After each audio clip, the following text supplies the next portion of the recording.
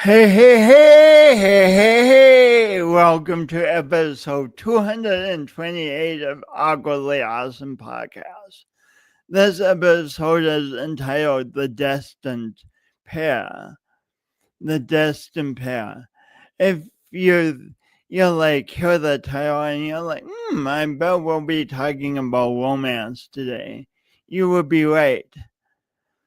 So single people all around the world throughout time have wondered, how will I meet the love of my life? How will I meet my special someone? And there's online dating, there's all sorts of things that single people can do to try and expedite the process. And then sometimes the process just happens in a mysteriously beautiful way. My guests today have an amazing story and so much to say about this.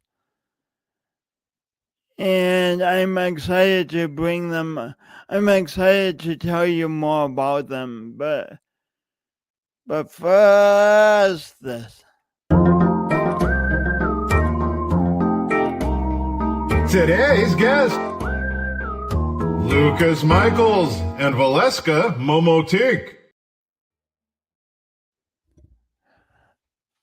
Hey, welcome back to Awkwardly Awesome Podcast. I met Lucas Michaels a little over a year ago. We're enjoying some wonderful Italian food at Maribella Ristorante in Sioux Falls.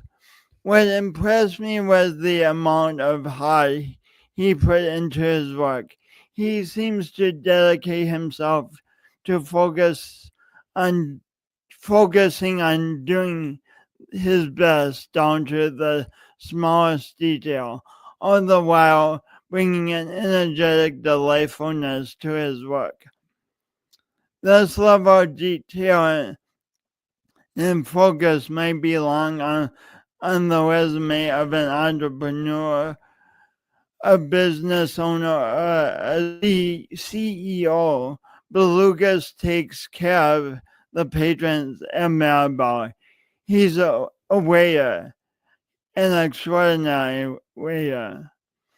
I love to eat Italian food and food in general, and as such, I've gotten to know Lucas quite well with each subsequent visit.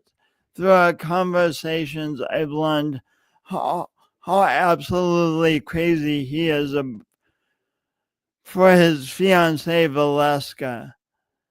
Valeska Momotic is the second person and first woman in her family to attend college. And not only did she attend college, she earned 3 majors plus a minor. She earned 3 majors plus a minor. Then I was going to say more, but that would spoil the surprise of the podcast. So I'm not going to say more. Please help me welcome Lucas and Valeska. It's a great intro, Jason. Thank you. Thanks so much for being here.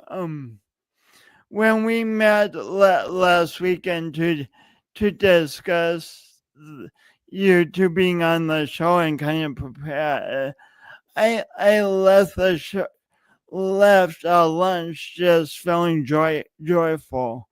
Do you two know that naturally by being who you are, you spread joy? I think that's an accurate assessment, Jason, and I would say that certainly so when we're at our best.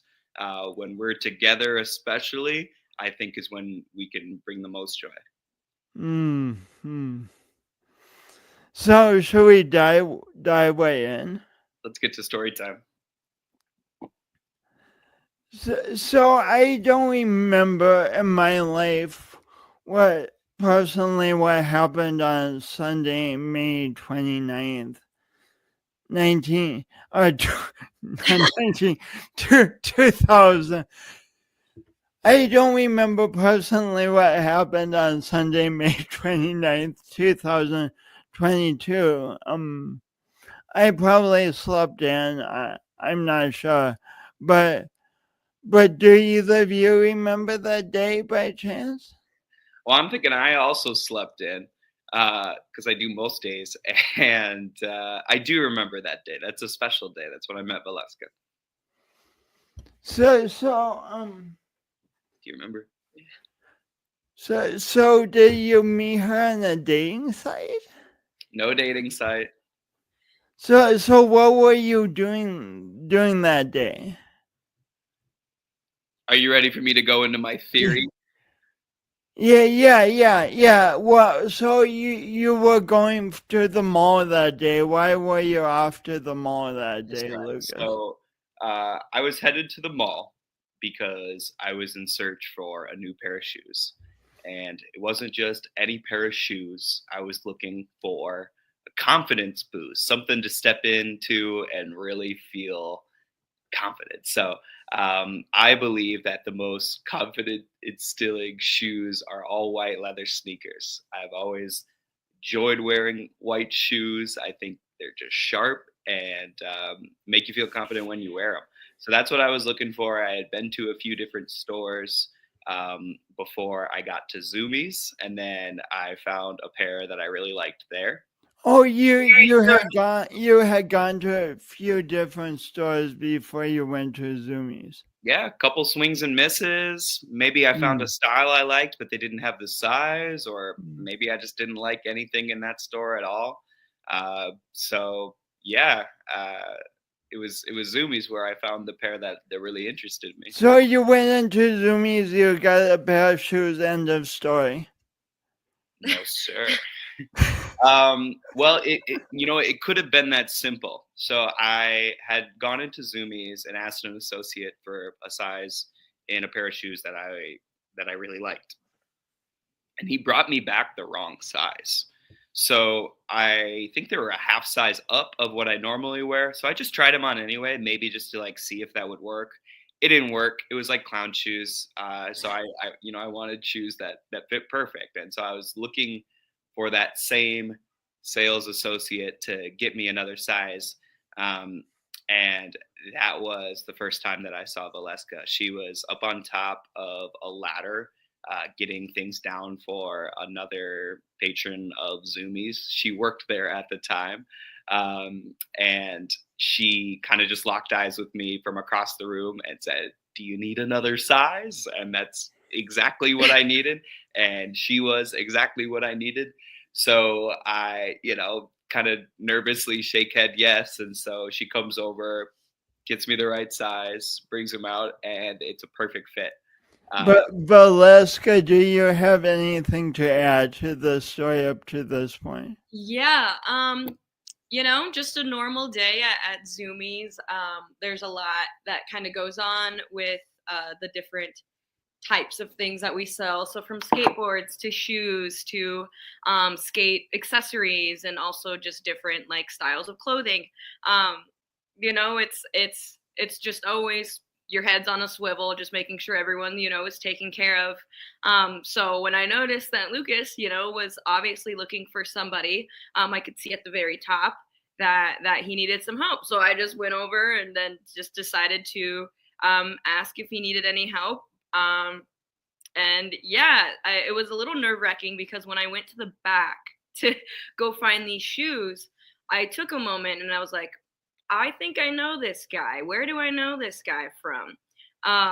And so from that moment when I went to go give him those shoes, I was a little nervous because I knew that I knew him from somewhere, but I wasn't too sure exactly where I knew him from. So it was almost that we had known each other or of each other prior to actually meeting.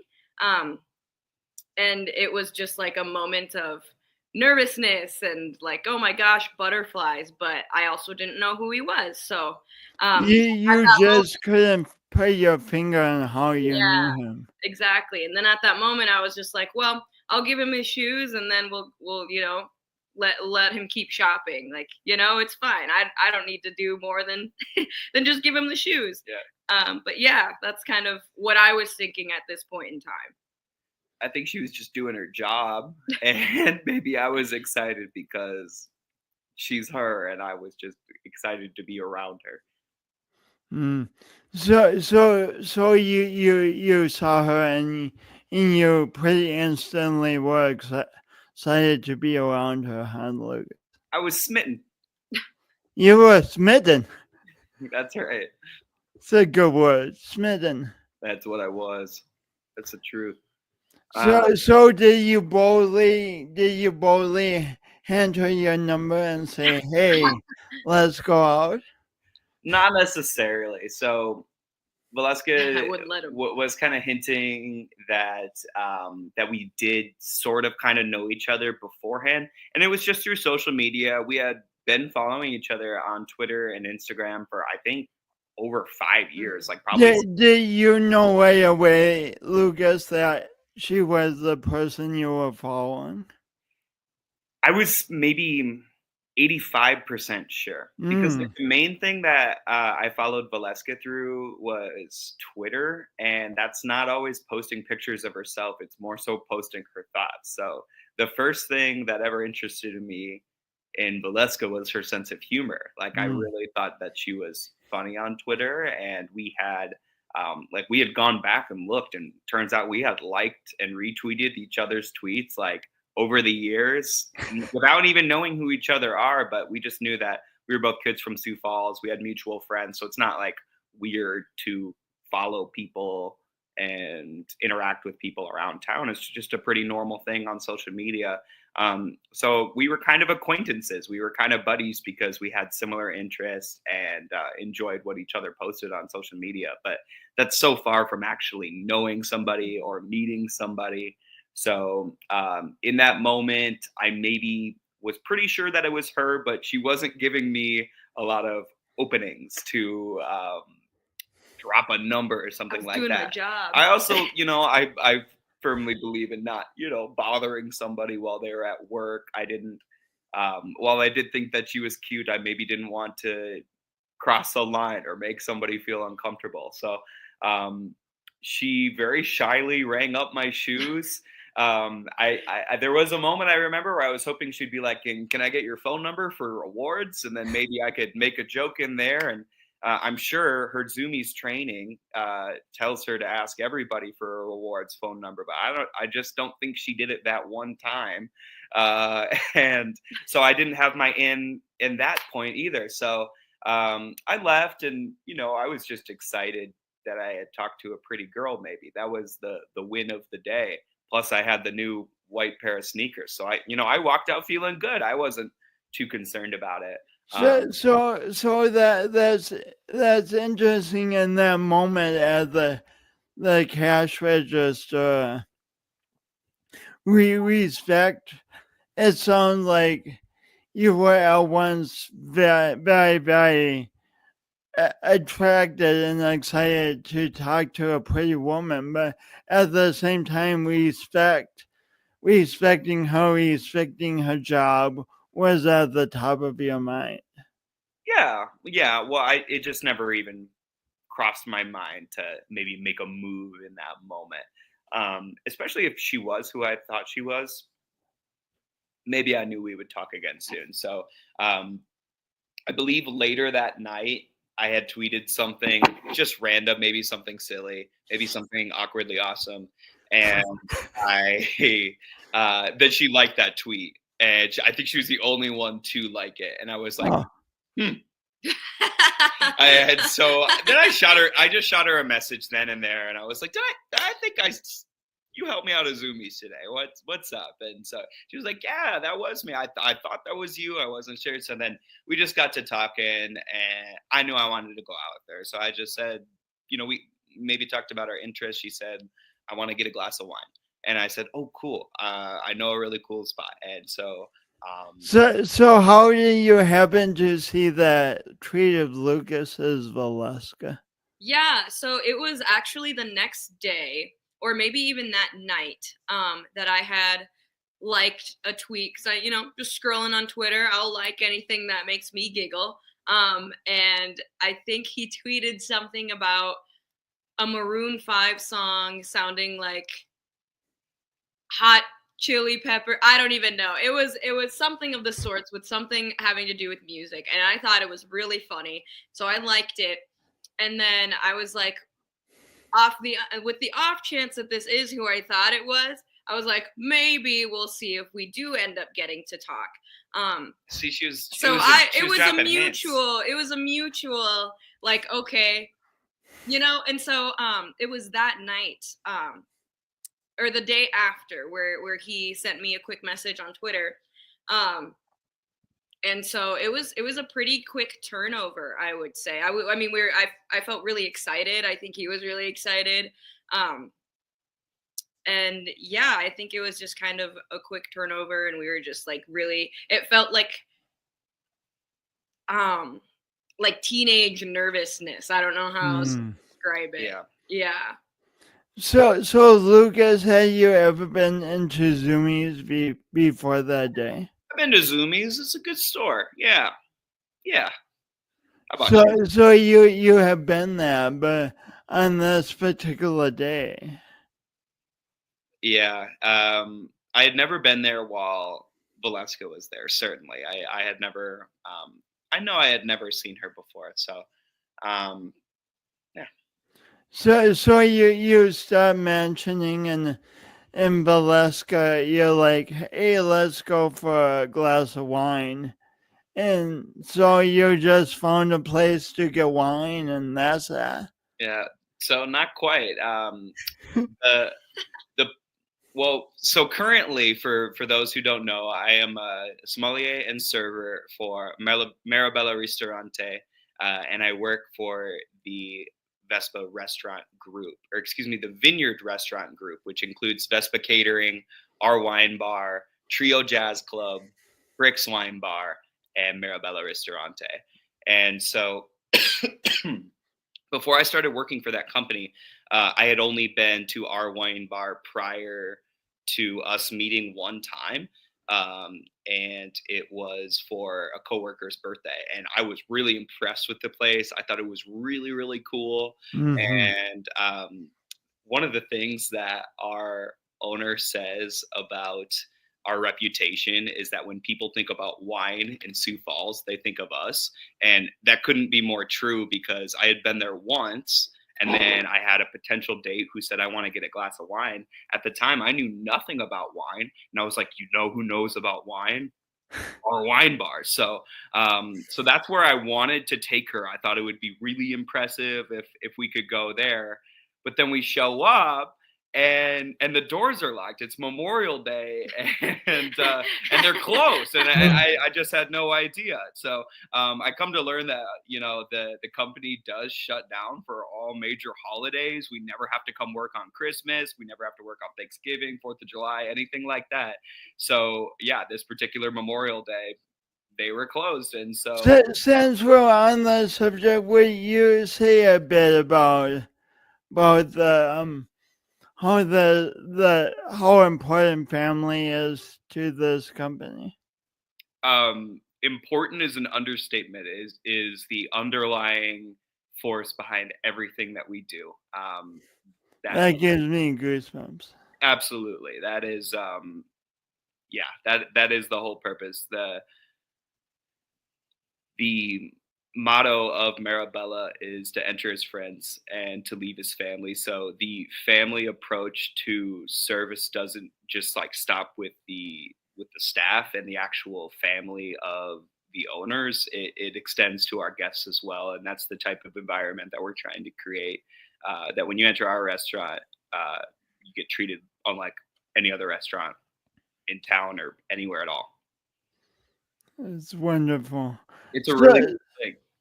So you encountered your first challenge in in your relationship when the all wine bar was closed for Memorial Day? What do you do then? Just give up? No, I I like the way you say that. We drove around for a little bit. I pulled up to a dive bar that shall not be named, thinking that it might be a good idea to maybe just get a more casual drink and just have a good conversation.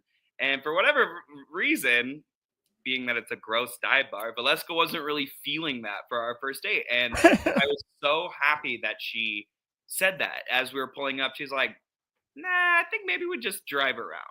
And, she's definitely very nervous on our first date, but I'm so glad that she was brave enough to say that to say, hey, I don't want to go to a place like that. No, thanks. You really display authenticity very early on, Valeska, by saying this doesn't work for me. No. Yep. Yeah, I think it was a really pivotal point in my young adult life. I was getting ready to graduate college in the upcoming fall. It was my last semester of school.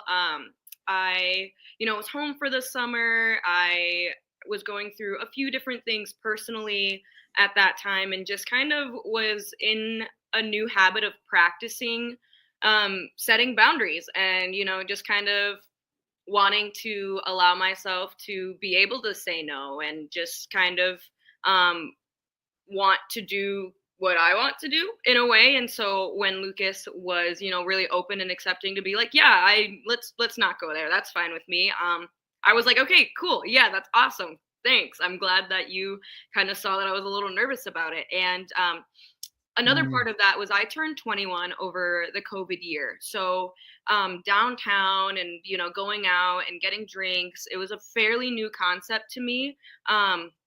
Because I was so busy in school, and because I was, doing different things that took up my time, I really didn't have the opportunities to go out to bars and, kind of get that experience. And so as a young adult, it's a little, nerve wracking when you're on a date and you're like, oh gosh, I don't know what to order, or like you don't want to seem like you don't know what you're doing, I guess. And at that time too, dating was a little sensitive to me. I hadn't really done a whole lot with that. So just Lucas being willing to not go to the dive bar was good. And I think that it also just kind of pushed that teenage energy where we were just so excited and giddy to be around each other, where it was very natural conversation. We didn't need anything to enhance our experience together.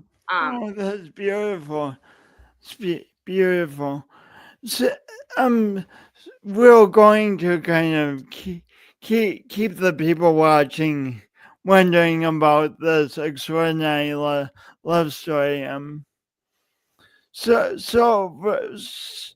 Valeska, you said you had just graduated college. Would you please talk a little about the importance of that to you? Yeah, it was really important for me to graduate college. I think up until the very moment I was finished with school, I had put every effort forth to getting an education. First generation college student, the first woman to get a college degree in my family. It meant a lot, and I felt like I had something to prove for a long time. And through my coursework and through all the opportunities I was given, I knew that people saw something in me, and that I didn't have to prove myself any longer, and that I was in a position where I can take opportunities for what they are and expand on them and grow as a young professional, but also grow as a leader in a few different areas as well. So it was really important for me to graduate school and to finish school and to have somebody in my life that was very supportive of my schooling. That was something I was really nervous about with Lucas, is that like, hey, I'm meeting you the summer before I have to go back to Brookings and finish my last semester of college. Is that going to be something that's okay with you, you know? So it was really, it's, you know, education was always my top priority until I, you know, was concluded with school, essentially. What would you say to someone who's watching, maybe a young person who's like, Valeska, I kind of am intrigued by the idea of college, but I have all these obstacles in front of me, and I just don't know. What would you say to encourage them? Yeah. Currently right now I work as an SDSU first generation, just like multicultural coordinator of recruitment. So that's a very fitting question that I get a lot. I think that if there are any students who are considering going to college or going to get a higher education, you know, ask yourself a few different questions. You know, do you want to go to, what kind of program do you want to go to? A 2-year program? Do you want to go to a 4-year school? Asking yourself a few different questions about what you want is really important. But just in general, for anyone wanting to go to school and wanting to try and figure it out, I would say, you know, gather your resources and ask questions and be vulnerable for a little bit, because going to school is a really important decision. It's a very big decision, time consuming. It's very, you know, you invest in it, not only with your time, but with your finances. So I would say, you know, go for it, but be vulnerable and ask those questions, and, you know, make sure that you're comfortable with what you want to do first, and don't feel that anyone else is having to put you into situations that you're not ready for. Speaking of finances, what would you say to someone who's thinking, I really want to go to school, but I just don't have the money? Yeah, absolutely. That's a really common occurrence. That was my occurrence with school. And so just going back to being vulnerable and talking to the right people, and really opening yourself up to networking, because you never know who you could meet with just being open and just having a conversation with somebody. With SDSU, maybe I'm a little biased, but there has always been a faculty member, a staff member willing to help out students. No matter, you know, what department you're in, no matter who you're talking to, there's always somebody willing to help in higher education. So really, like I just mentioned, rounding back to the point of just being vulnerable, because it's, you know, everyone's got a time where it's their first time going to school, first time doing something. So yeah, just gotta ask those questions. Thank you. So Lucas, so Valeska said, hey, let's not go to the dive bar. Were you crushed by that when she said? No, it was a refreshing change of pace. I have said, and you know, maybe this isn't true, but I believe everything happened the way it needed to. So I have said in the past that had we gone there and, you know, had drinks and had that misconstrued things, maybe things wouldn't have worked out the way that they did. So I'm so happy that she said no, because then we had what I guess I would call like a high school date, because it reminds me of the dates that I went on in high school. We pretty much just drove around town. And we got to a point where we had just parked for a while, and my get to know you game was, let's look through each other's Spotify accounts, and we can play songs that we're feeling. We can talk about music. We can find a point of connection. And considering that was something that bonded us before we had even met, like the music taste and some of that stuff of our personal interests and personalities, I thought that was a really good way to get to know Valeska. And you know, her Spotify's got some gems and so much to talk about. I mean, we're going from some hardcore hip hop into some emo tunes, into some classic 90s stuff, then going back to maybe the psychedelic 60s. It just, she has a very eclectic music taste. And that's something I pride myself on, is listening to all different types of music. So, I mean, we had endless things to talk about. We just sat there like a couple of kids and talked about music for a couple hours. And that was our first date. And yeah, I'm so blessed for that, because nothing was rushed, nothing was forced, nothing was we did things the right way. I just thought it was sweet. I left the day feeling like this is different. So that was really special, and it always will be. So I had no idea that something so simple be so fun and you know, just captivate me so much. I mean, like, I really liked her right then and there.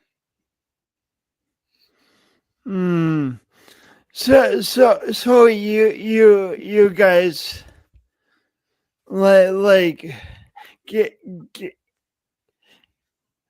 from shoe store to messaging on Twitter. You got over you got through that, and then you had this wonderful first date that was unexpected. And so what advice would you have for a young couple who's who they enjoy each other and are getting to know each other? What advice would you have for them? I think we could probably both give an answer. Yeah. Yeah, please, for sure. You go first. Oh gosh, okay. Advice for a young couple. Yeah, I mean, have conversations, have natural conversations. You know, sit down, and it shouldn't be hard to just talk, you know, to somebody that you really do have a connection with, and make each other laugh. I think that, you know, if you have the ability to be able to just have natural conversation and have the ability to make each other laugh, that it can build a strong connection and really foster you know, just a healthy relationship. So yeah, have natural conversation, ask each other those like 20 questions, get to know each other, and yeah, make each other laugh. How do you make each other laugh? I think that I pride myself on being able to make Lucas laugh at least once a day. And so yeah, really trying to understand your person, and the inner workings of maybe what makes them smile, what makes them not smile, what helps them when they're down, how do you recharge them, because then in turn they learn how, you know, they can recharge you. So yeah. That's wonderful. How about you, Lucas? I think my advice for young people who are dating would be to explore and date people that are different than you. You know, you don't want to if you're with somebody who maybe has the exact same upbringing as you, you're not going to learn a lot about the world or learn a lot about each other, because maybe you think you know it all already. So Valeska and I were raised in two entirely different ways, from entirely different cultures, and that made us getting to know each other really cool, because, you know, we weren't just celebrating the things that we had in common. We were interested in the things that were different. We had so much to explore and so much to get to know each other, because yeah, we came from two very, very different upbringings. And I think that's a big reason why I was so captivated with Valeska, is because the conversation never stops. We still are learning things about each other. And yeah, that, I guess if you're single and you are looking to put yourself out there, don't be afraid to go out with somebody who is very different than you. I think, you know, that I was looking for that. I was excited for that. And it really turned out well with Valeska. I'm glad you mentioned difference, because speaking of difference, Lucas, as a server, like when you go into for a shift, you never know who's going to be seated in your section. How do you celebrate the difference and the uniqueness of your patrons? That again, I think it's even more exciting. Like when we get a guest from overseas, we've served people from all over the world, and so Mm.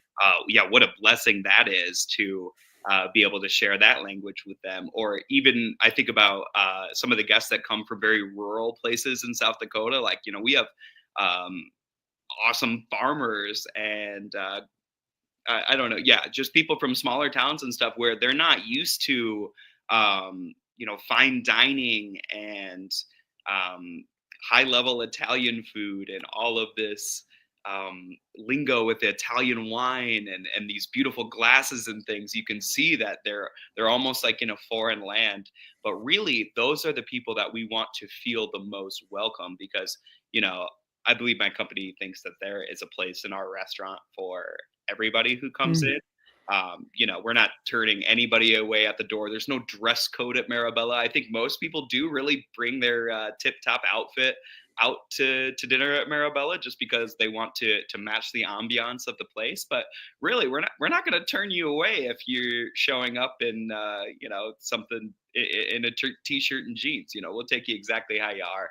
So there is no judgment passed there. And yeah, my guests that are more different than me, I just view it as a beautiful opportunity to be able to share what we do with them, to be able to maybe educate them if they've, maybe they've only drank wine out of a box before.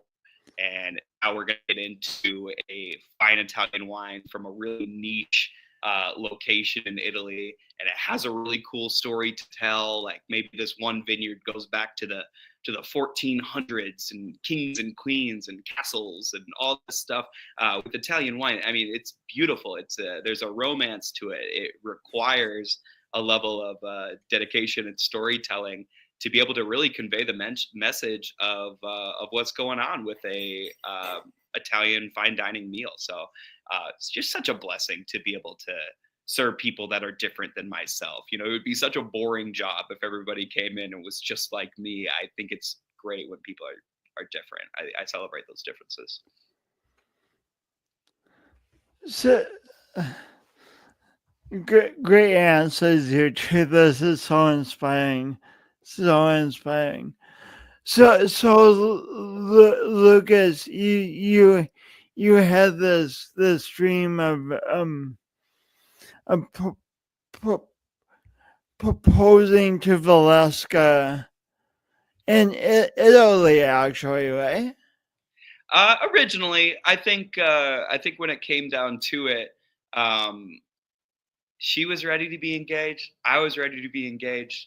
A trip to Italy wasn't in the cards, and I had taken advice from a really good friend that had just kind of stuck with me. And initially, she said it, and I didn't agree with her. And then, just like over the course of the next couple months, I started realizing that what she had said had a lot of merit, and it may be better than my original idea to propose in Italy. So the only reason I wanted to get engaged in Italy was because of the restaurant and how just enthralled I was with Italian culture and the wine and just like I said, the stories. They bring me in. It's just interesting. You can't beat it. And so So did you just pop out the ring as you were driving around town or something like that? no, so I'll go into the recommendation from a friend. So I want to give a shout out to Margot Fries. She had Mm. heard my idea that I wanted to get engaged in Italy. It's not like she thought it was a bad idea, but she was like, "What if you did it at our wine bar?" And I was like, "Oh, okay." And so her reasoning for that is that we could have complete control of our wine bar because, knowing the family, we could set up a room exactly how we needed to. We could plan it for a certain time. We could do photos there. And then after the engagement, then we could, have a party, like get all of our friends and family to come down. And so ultimately, what came to be was that we had told Valeska that we were going to have a small birthday dinner for me, where it was just going to be us and our parents. And do you think we could just take the bells down? Just take the bells down. Sorry, our dog is just giving us the business right now. She cannot stand that we are not giving her attention. She is the queen of this castle, so she's ringing her bells just nonstop. So I'm sorry if that's been a distraction. I haven't heard them, but what's your dog's name? That's Daisy back there. Daisy. Thank you, Daisy, for being patient.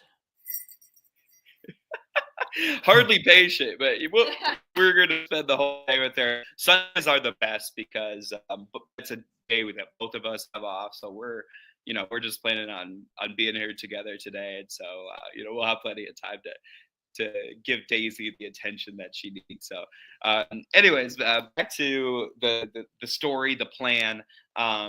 So Margot had this idea that we could get engaged at our wine bar because we could really control the setting and make it spectacular. And so ultimately, I kind of gave her the reins to the appearance of the engagement, and she really, really was a key part in planning that out.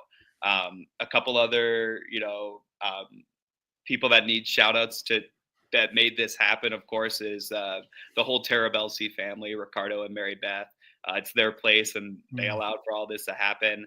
Dante was huge in setting it up. Dante is their oldest son and the director of wine for the company, and he got us some special wine for the occasion.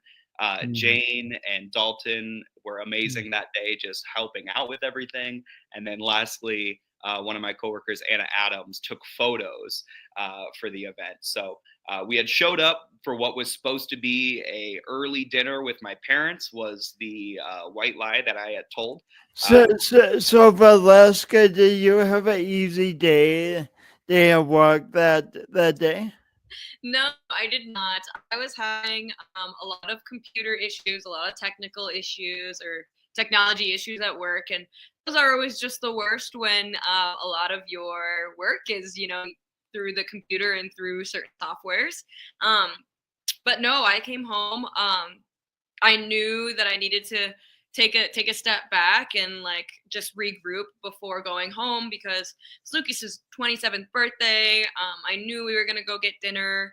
I knew that it was a special day for my person, so I just wanted to regroup and essentially be okay and not be so upset and angry about the work day and how that went before going to dinner. So I did come home and was a little flustered from the day, but Lucas always he reads me very well, and knew that I just needed some time by myself to regroup and calm down and not feel very rushed, but just to get ready and have my own time before going to this dinner. So that's where I was at with getting ready for the evening.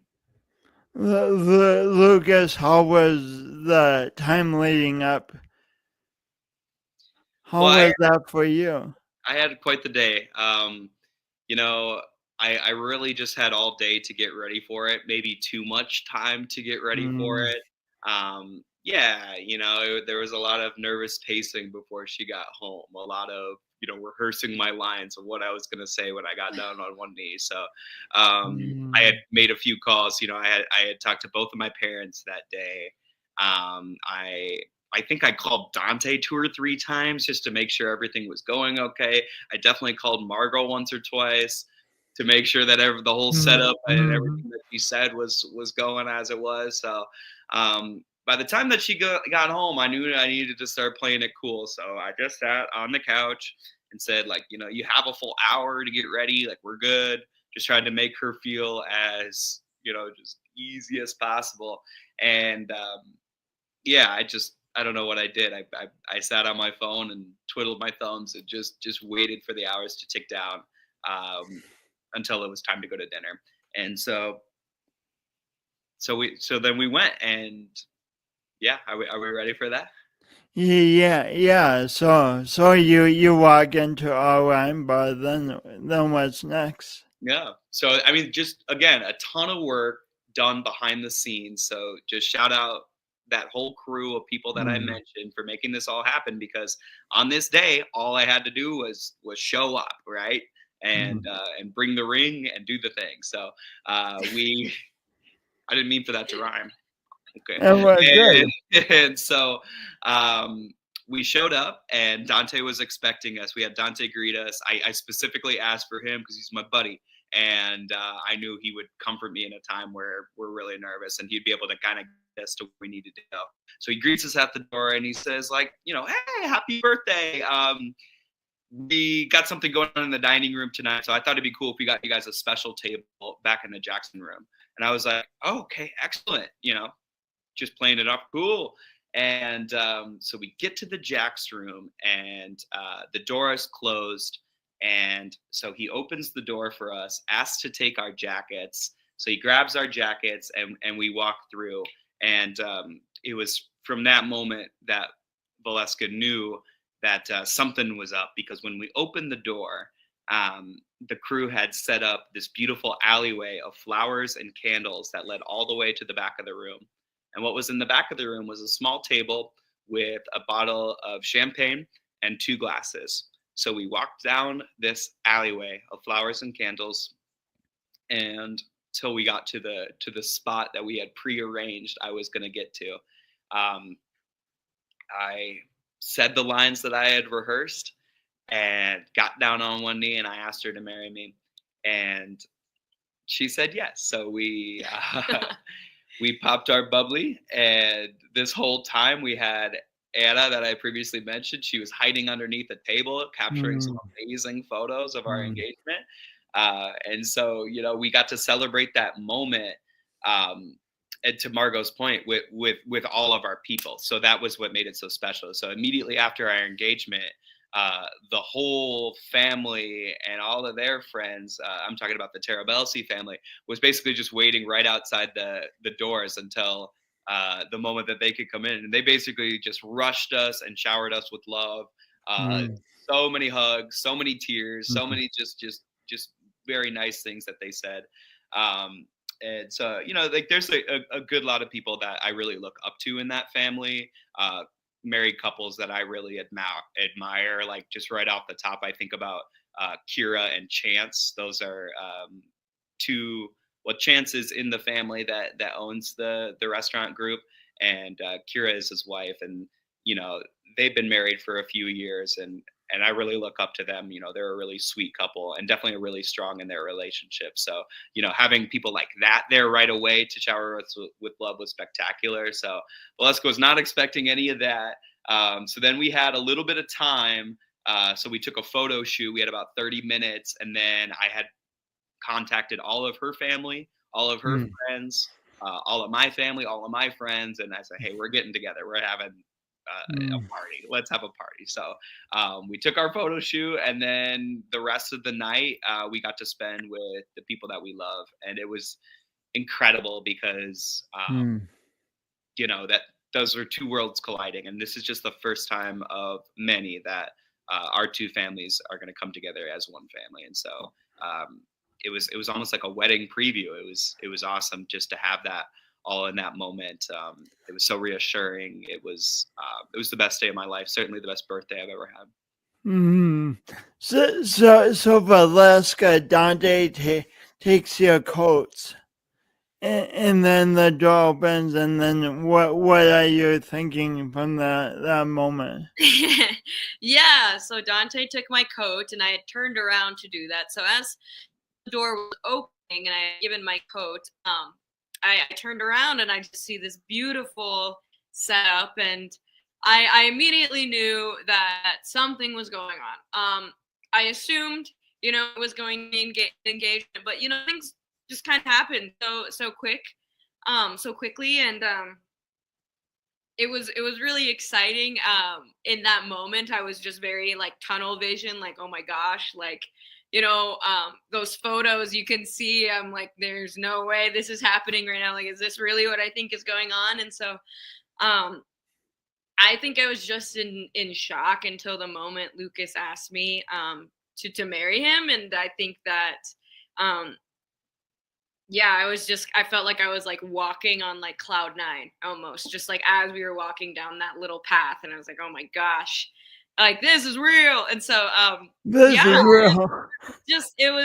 I'm just like, there was like 3 people that said to me that night, and it was such an interesting thing that she says that she feels like she was floating, because I had people come up to me and just be like, that lady is just glowing right now, like your fiance, it is just like almost like she's floating around the room. Like a few people had said that to me that night. So I think we absolutely both were on cloud 9. Now, I knew it was coming and I expected it. So I think it was even better for Valeska because it was such a shock. And so for me, it was more like relief, like, oh my gosh, I did it. She said yes. Everything went as planned. My whole crew, they took care of business. This whole party was spectacular.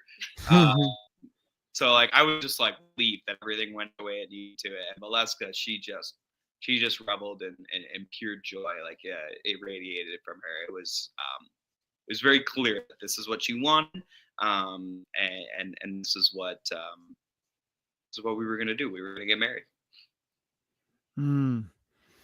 And now you two have chosen a destination wedding. Can you talk about the importance of the place you're getting married? Yeah. So we're getting married at Sylvan Lake. Is one of the coolest places, I think, in the Black Hills. I just love it out there. It's like on earth.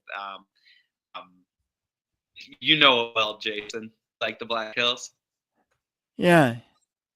And how do you feel when you're in the Black Hills? Like when you're amongst nature and it's a perfect summer day and birds are chirping and all that stuff. How do you feel when you're in the hills? There's a sacredness, there's a joy, there's an openness to it. I really do believe so too. The Black Hills are just so special to me. Growing up as a kid from South Dakota, even though I'm from this side of the state and not that side of the state, we spent a lot of time out there as kids. It means a ton to my family, and now it's going to mean everything to us. So I almost can't wait for post-wedding being able to go back to a place like Sylvan Lake and know that we had our sacred bond there. And you talked about, it's a deeply spiritual place. It's a place where you really feel connected with God and with nature. And so that's something that we really look forward to. There's nothing wrong with having a wedding in Sioux Falls, but I think there's going to be something very special about our connection with that place for the rest of our life. So that's the plan. That's the reason why we chose that place. I'm really excited for it. I think a Black Hills wedding will be really, really beautiful. I can't wait. It's also why I chose to represent the Black Hills on the sweatshirt. Yeah, I had to show some love out to our friends out west. That's awesome. To represent the Black Hills. And speaking of things, you have a pair of shoes, don't you? I brought the shoes, Jason. I brought the shoes. So these are the shoes that Valeska had sold me. They were a pair of Reeboks. I like Reebok. Underrated. Forget your Nikes. Forget your Adidas. No, I wear both, but I like Reeboks too. So these are the shoes. Again, just thank God that that first sales associate brought me the wrong size, so Valeska could bring me the right pair. I only plan on wearing them one more time. They're kind of beat up. They're not so white anymore, are they? So I only plan on wearing them one more time, and I think it's going to be during our wedding reception when we're dancing and stuff. I think I'm going to wear dress shoes to these shoes, and then Oh, they're gonna go back in the box forever. I think that's when they'll fully be retired. So they just got to be busted out one more time, I think, because I mean, I don't know if our paths would have ever crossed without the shoes. Maybe in every life we would have found each other. I would love to think that, but yeah, thank goodness for those Reeboks size 8.5, because if not, I wouldn't have her. so people get so concerned about big questions in life, like how will I meet the love of my life, and how will life unfold? Mm-hmm. From your experience meeting each other and so simply, in a way that neither of you could remotely anticipate, what would you tell people about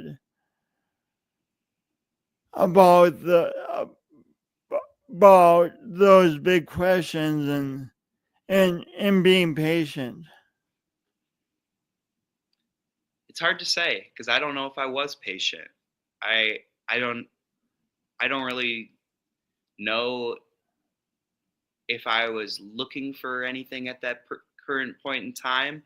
Um, I think sometimes meeting the person that you love could be the last thing that you're expecting. I mean, like I said, I was just going for a pair of shoes, a little confidence boost. I wasn't thinking that I was meeting Valeska that day. If I did, I probably would have dressed a little better. Like I was in gym clothes. I had come back from the gym. I probably stank too. It was like this whole thing. So, yeah, I thank goodness that we had our connection prior to that time in the store. Because had she just been a complete stranger and I didn't have the confidence to say anything in that moment, well, then she would have just been gone forever. But thank goodness, yeah, no, that we had joked around on social media before, so that we had a little bit of a connection that we could build off of. But I don't know if I answered that question very well. That's a great answer. Do you have anything to add, Valeska? Regarding patience, I guess. Well, I guess I don't really remember the question. I'm sorry. Would you repeat the question? Yeah, could you repeat the question? I'm sorry. Oh, it's not a great question. But so people, including me at times, get anxious to find answers to the big questions like when will I meet somebody? Okay. And you guys just met beyond anything you could have planned. What would you say to people who have that kind of anxiety about? Yeah. I would say that. Well, not everyone is as lucky as we get to be, right? And things just kind of get to fall in place, really, or things just kind of get to naturally happen as authentically as it did with us. However, I think that when people are concerned, I've had a lot of friends, girlfriends that are just like, I don't know, like when I'm gonna find the one, or if I'm gonna find the one, or what that like looks like. And I think that everyone has their own, timeline and time frame, and comparison is truly the thief of joy. And so to think that your timeline is going to be the same as somebody else's, exactly the way it's supposed to be, then I mean that's just unrealistic, truly. But I think that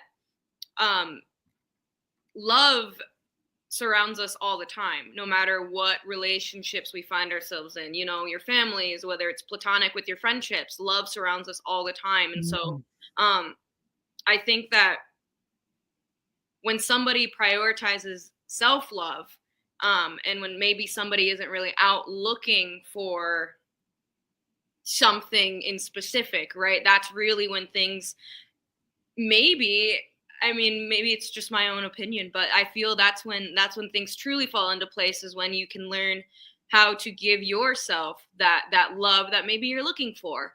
And when that love is, given to yourself at first, it shines through your habits. It shines through the way that you, present yourself to the world. And in turn, when you give yourself the most love first, I think that really truly shows and shines and changes the way that somebody, just is, changes the way that somebody just is. And so I think to answer your question in short is just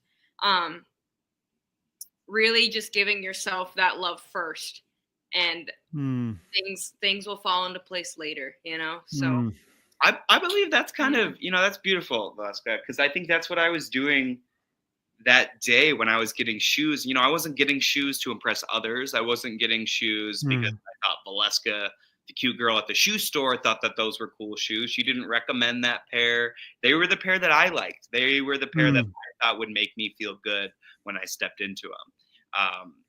And yeah, just had no idea what it would bring. But I wasn't on that journey to find Valeska. I was just on a journey to love myself and getting to know myself at that point.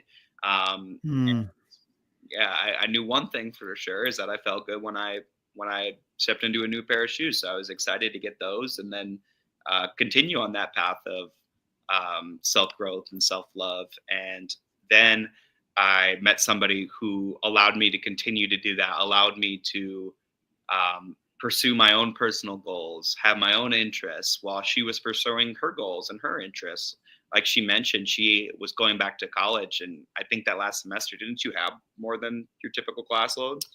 Yeah, I had a decent amount of classes, and then we had the Macy's Thanksgiving. Yeah, plus she's color guard captain at that time, and they're getting ready for Macy's Thanksgiving Day parade.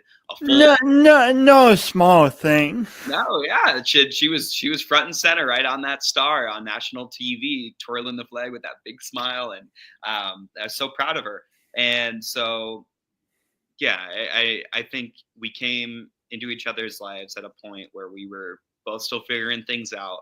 And now that I have her support when we're doing great and everything is how it needs to be with us, and we're supporting each other, then I feel like the sky is the limit for both of us and our goals.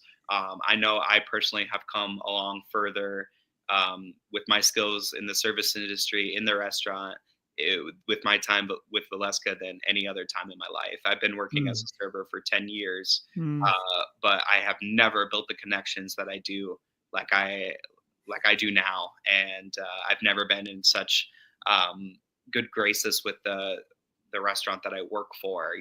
I've never been in such a blessed position that I am now.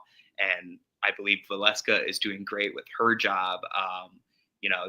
She makes SCSU so proud every day because she's a great representation of students that they want to get. Every college would dream of having a Valeska on their recruiting staff because, she is the perfect success story and the ideal story to tell, that anybody can go to college, anybody can get a higher education. You just got to believe in yourself, you got to push yourself, and then it's possible. So I could talk to you both all day, but your dog will probably not be in favor of the plan at all. I've been very much so trying to focus on you. If we could turn the camera maybe and show the good people. I don't know if they'll be able to see it because of the glare, but now she wants to come say hi, but she's just been standing by the door, just trying to get our attention, pacing around the room. She wants to go outside so bad, so she will. So I just have one more question for both of you, for you each. In my on the podcast, I talk about the power of doing an imperfect best. And what it means to me is I envision the best I want for myself in the world, and I go towards that. But then when challenges, obstacles, mistakes come up, and instead of using those as a reason to quit. I try to learn the lessons and get re-inspired to move back towards my best. What does doing your imperfect best mean for each of you? Valeska? Yeah, I think when you're at your best self, you're taking care of yourself, you're prioritizing not only your physical health, but your mental health. And you have people around you in your life that support those goals and kind of what your vision is for yourself and your surroundings. I think that that's really important in building those new habits and those new just experiences, as well as when you have a really good support system. It's like it feels like nothing else in the world can touch you. It feels like you can make a mistake and have people to fall back on, and have a support system that will accept you at your lows, but will cheer you on at your highs, and will continue to do so no matter the fluctuation of that timeline. So to me, it's super, I mean, it feels good to be at my best, because then I know that, when I'm at my best, I can fill Lucas's cup. I can fill the cups of the students that I work with. I can put my best foot forward when I take care of myself and when I prioritize myself. And then when Lucas and I are both at our best selves, it just feels like the world can't touch us. It feels like wearing a pair of white shoes. It does, it feels like our relationship is my own pair of white shoes. It's my favorite thing to talk about. It's such a great touch point, and just the growth in both of us, and the hurdles that we both have overcome, and just becoming, just the sense of becoming that both of us have gained is truly unbeatable. So that's amazing. Thank you. Be hard to top that, huh, Jason?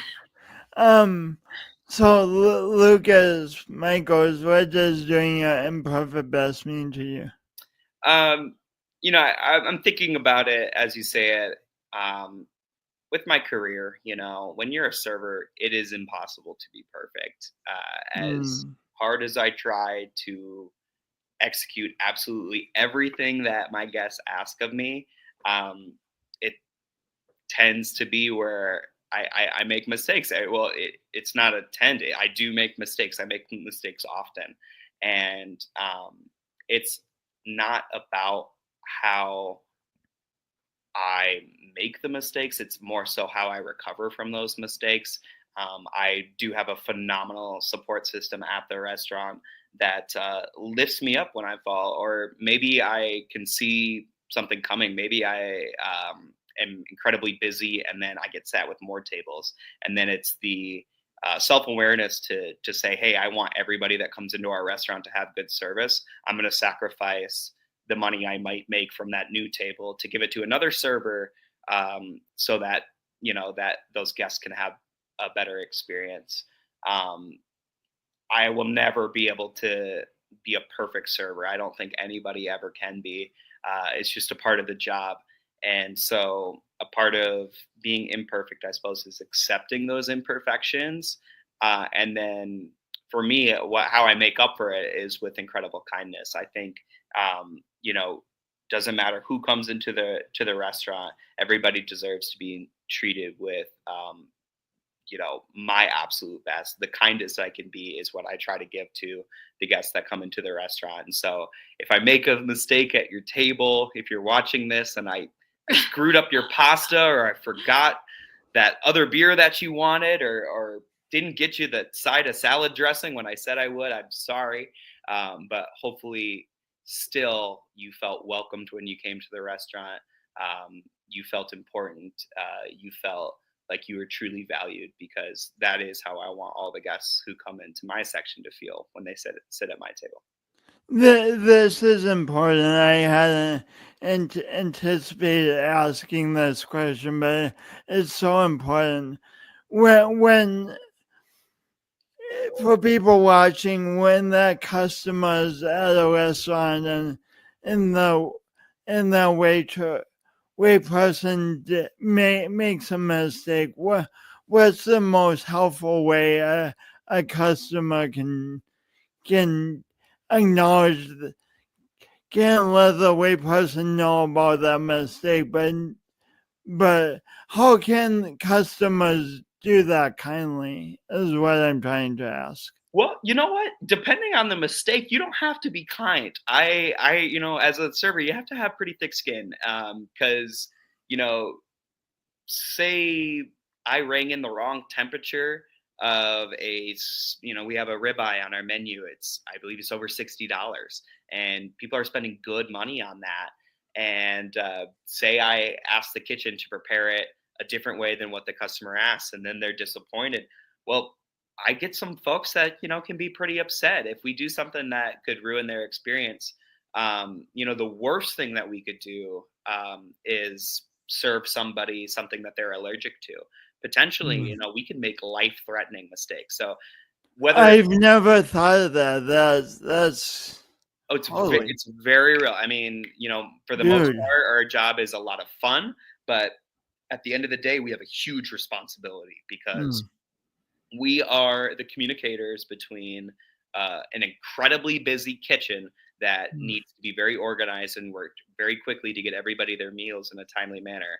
And if we don't effectively communicate what the customers want, we're going to really, really disappoint people, even to the point where, like I said, with an allergy, we could make them very sick. And so it's not something that I take lightly. Making mistakes is, you have to be really careful. And so I would say that if it's a small mistake or maybe just something isn't quite what you expected, my favorite thing that guests do is be honest with me. I come back and I ask you how the dish is and you really don't care for it, or you believe that it's cooked incorrectly. Please let me know as soon as possible, because the best thing about the restaurant that I work for, and I'm sure a lot of other great restaurants out there, is that if they don't get it right the first time, they're absolutely going to do everything in their power to make up for it. And so like I think about different times where maybe I forgot to bring somebody something that they ordered. So oftentimes, say we have an 8 top and we have 8 different orders and everything is perfect on the table, but one person didn't get their side of risotto. And so my least favorite thing that people do is not tell me until the end. They finish their meal and they say, I didn't get that side of risotto. Because I have to go home and deal with that and sleep with that, knowing that we have the best risotto in town. I mean, this stuff is amazing, and they didn't get to try it. So say I forget something, it absolutely is okay to say, hey, there was a mistake. I didn't get everything that I ordered, because then I can go to my problem solvers, the management team, the kitchen, and be like, hey, this mistake happened. How can we fix it? And my guys are so good. Let's say a pasta got messed up and maybe there's an ingredient in it that wasn't supposed to be. My cooks are so fast, they can have a pasta out in 3 minutes flat. So, while that 3 minutes may be inconvenient to the guest, what's important to me is that we get it right. Because ultimately, a person doesn't want a refund, and they don't want to be angry at the server, angry at the kitchen, or angry at the restaurant. They just want to get what they ordered. And so it sounds like going back to your first date and you, Valeska, going, I don't really think I want to go to the dive bar. It sounds like you're saying the same thing about being a customer at a restaurant, just to be authentic as soon as possible and say, hey, I ordered risotto. I was really excited. Could you please check on that? Yeah. Because I don't want anybody to leave feeling like they missed out on anything. And so if I can, you heard about how great something was and you really wanted to try it, please give me that secondary nudge. Jason, when he comes into the restaurant, we have small glasses of water. They're just you can tell the people, Jason, they're too small for your I don't know, for your thirst level. And so Jason likes a nice tall glass of ice water. And I think I left Jason hanging on that ice water for about maybe 10 minutes the last time that he was in. He asked for it. I then got distracted and had about 15 other things that I was doing. And then I came back to the table, and almost like he was asking for the first time, he just goes, and may I have a large glass of ice water? And it's like, yes, of course, right away. And then at that point, that's when we're gonna course correct and we're gonna sprint and get that ice water for Jason, because he's the man, and his family is so kind to our restaurant, and they're such sweet people. Shout out the whole Freeman clan. Barry and Jerome, if you're watching, we love you. And that's my version of a hut. Well, yeah, it's pretty good. Well, Lucas, your name here is the combination of your two names. Well, thank you both so much for your time and being on, and for, I know you inspired me, and I see this episode with you too, and your story and your inspiration as inspiring so many people. And please stay on when please stay on when I end the podcast, because it takes a little bit for everything to get going. So, and for all of you watching, thank you. It's just it means the world that you the viewer care about these inspiring stories and support them and make comments and consider them. Thank you. And tune in for another. I'll have another amazing guest or amazing guests plural next week. I'm not sure which in the schedule, but you'll see someone new next week. And until then, remember, you are the best in the world, because you are the only exact one of you, and you have unique purpose in the world. Thanks for being you. Well said, Jason. You're a phenomenal host. Thanks for having us. Thanks so much, Jason. Thank you.